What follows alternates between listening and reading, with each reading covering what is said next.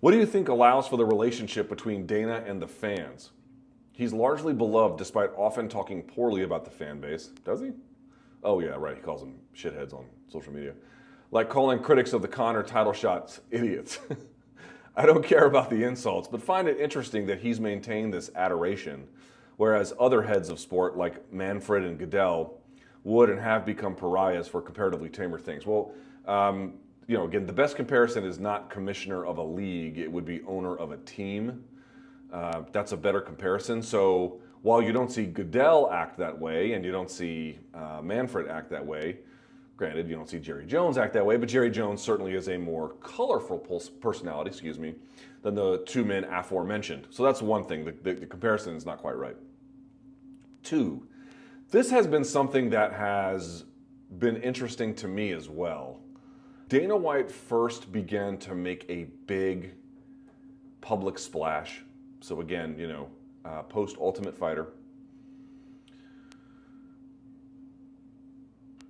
I began to watch the reactions because he was coming out and saying, like, as you indicated, disparaging things and contradictory things and all this kind of stuff.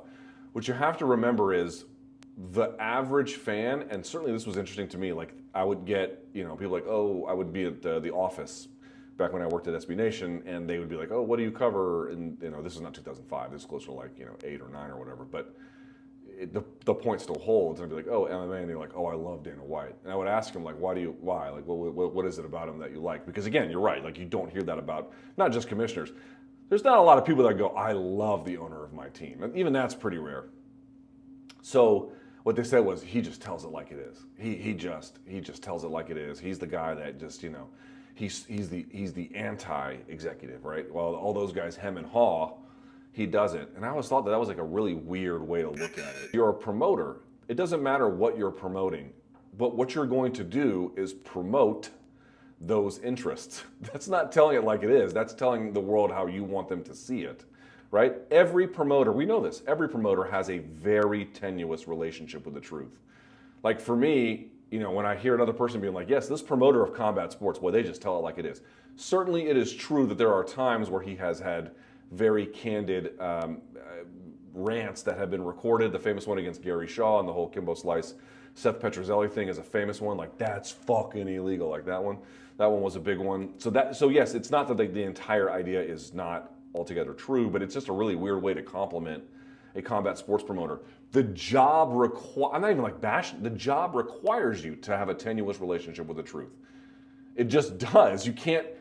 The good promoters have a tenuous relationship with the truth. The bad promoters are the ones that think that they're going to tell you the truth, and that's going to be some kind of workaround. It doesn't work. Those guys all fail.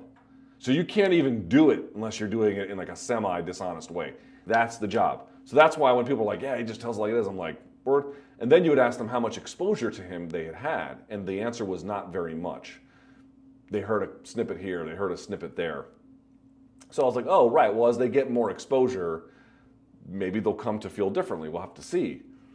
And that didn't work either. And the reason why is because, my best assessment of things is, one, there is a certain anti-executiveness to him that I don't think anyone could deny, even though he is an executive. But there's a certain cultural sensibility of things that he rejects that I think the fans love. But perhaps the most important part is he is the avatar of their interests.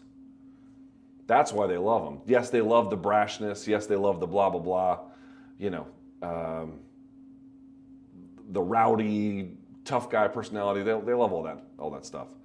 But the real core of it is, what undergirds all of it, if you ask me, is whose interest. I'm going to give you 3 groups.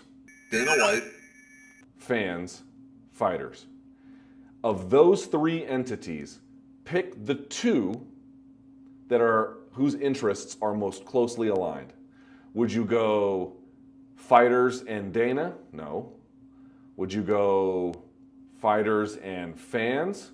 They're aligned in a lot of ways, but no, not aligned in a whole lot of other ways. Oh, right. You would go Dana and the fans, right?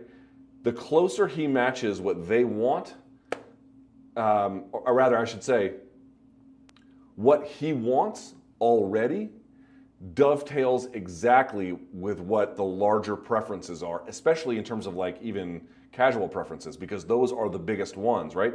The hardcore fan base is not big. The casual fan base is actually considerable. It's large. So going along with what they want is actually even more of an interest. So when you think about it, he tries to tailor, I think, the identity of the UFC as being like, you know, this is the anti-boxing, I'm the anti-executive. But in general, what I think happens is if you really examine whose interests are aligned, it's the promoter and it's the fan. I think he acts in a way that captures imagination, and obviously has had a very successful track record. We shouldn't lose sight of that either. You know, they're arguably a monopoly.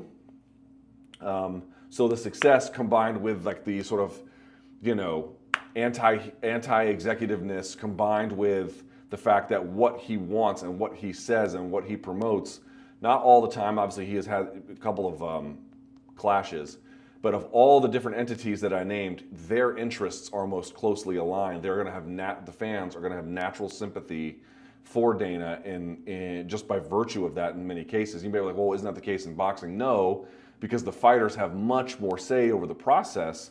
So the promoter occupies a slightly different position there, although I would say Eddie Hearn certainly gets some slavish praise, although he gets killed too. But with UFC having such control over the industry and the fighters having such little a say in the matchmaking process, other than just, you know, declining it over and over again, getting their contracts extended, there's a symmetry of interests that I think powers a lot of it. On top of it, this identity of UFC as the toughest sport, as like the realest sport, and he's like the realest executive and the toughest executive. It's all kind of aligned in that way. Like if you're a fan of the UFC brand, the idea would be he would be the brand come to life, right? So you would naturally, if you're a fan, you would naturally like that guy. I think they've done a pretty good job of making and Dana White certainly has done a good job of, well, good for them, of making his identity synonymous with the brand and like almost the avatar for the fans' interest as well as the corporate identity. There's an intersection there